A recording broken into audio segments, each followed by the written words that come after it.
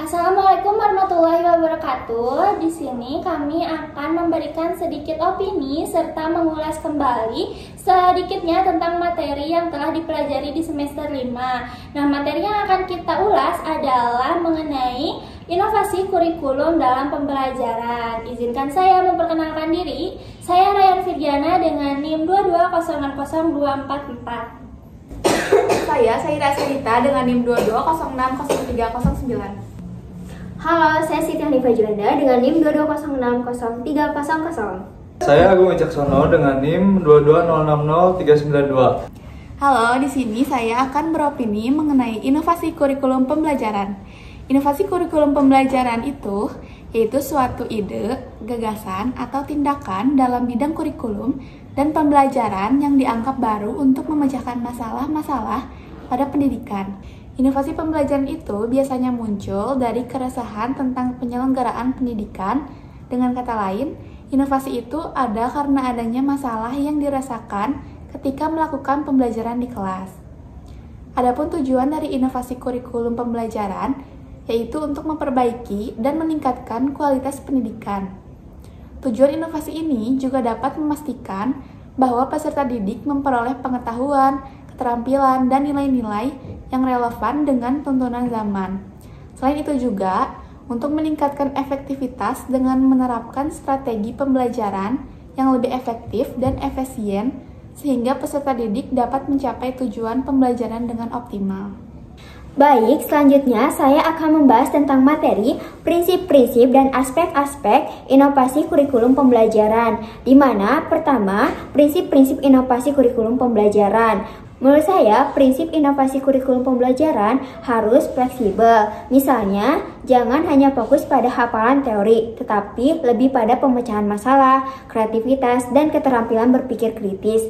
Lalu, kedua, menurut saya, prinsipnya yaitu inovasi ini harus inklusif. Jadi, jangan cuma ngefokusin pada satu tipe pembelajaran, karena semua anak memiliki gaya belajar yang berbeda-beda.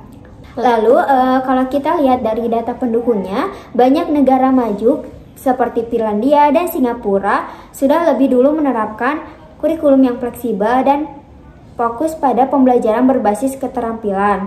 Baik, selanjutnya saya akan menjelaskan tentang materi aspek-aspek inovasi kurikulum pembelajaran, di mana sesuai dengan prinsip yang sebelumnya saya jelaskan, aspek juga dapat menyesuaikan dengan keterampilan abad 21, di mana kita tidak hanya berfokus pada hafalan teori saja, karena anak-anak sekarang harus diajarkan soft skill seperti berpikir kritis, komunikasi, kreativitas, dan kemampuan kerja tim. Lalu aspek berikutnya yaitu relevansi pada materi pembelajaran.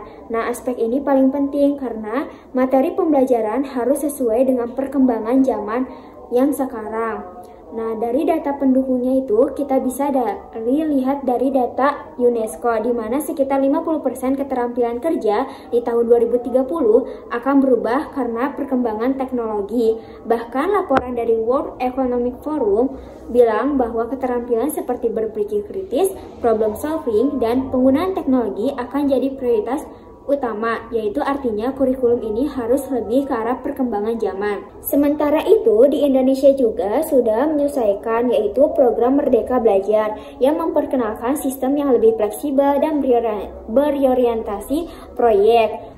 Lalu, sekarang saya akan memberi opini tentang model-model inovasi kurikulum dalam pembelajaran. Model-model inovasi kurikulum pembelajaran banyak jenisnya, namun semuanya bertujuan untuk meningkatkan kualitas pembelajaran dan untuk menghadapi tantangan di masa depan. Selain model, adapun langkah-langkah dalam inovasi kurikulum pembelajaran yang diharapkan dapat berjalan dengan sukses dan memberi manfaat bagi peningkatan kualitas pembelajaran. Dan menurut saya, ada salah satu langkah yang penting adalah melibatkan siswa untuk memberikan masukan dalam proses pengembangan kurikulum.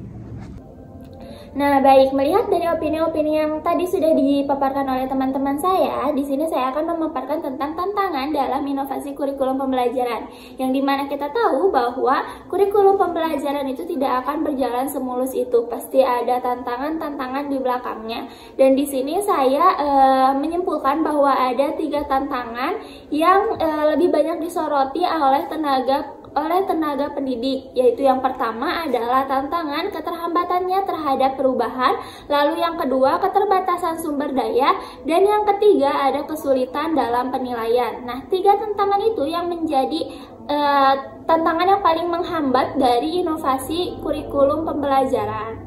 Nah, selain daripada tantangan, ada pun solusi dari tantangan tersebut. Salah satunya atau yang sering banyak dilakukan oleh pemerintah di Indonesia adalah dengan pelaksanaannya workshop, seminar, bahkan juga BIMTEK. Itu menurut saya menjadi salah satu solusi yang paling tepat dan yang paling mudah untuk dilakukan pemerintah agar tenaga pendidik tidak kesulitan dalam menginovasi kurikulum pembelajaran ini.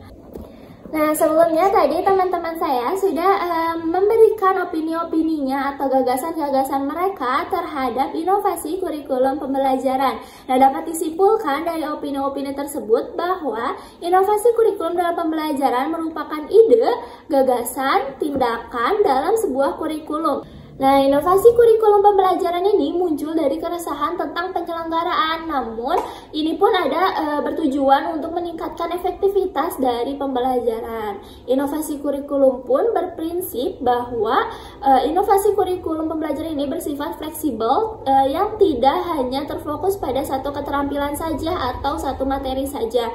Dan untuk aspek dari inovasi kurikulum pembelajaran ini tidak lepas dari yang namanya keterampilan abad 21 dan perkembangan zaman yang dibarengi oleh model-model serta langkah-langkah dalam inovasi kurikulum yang akan membantu pelaksanaan kurikulum yang lebih maju. Sekian opini-opini dari kami. Mohon maaf bila ada kesalahan kata. Wassalamualaikum warahmatullahi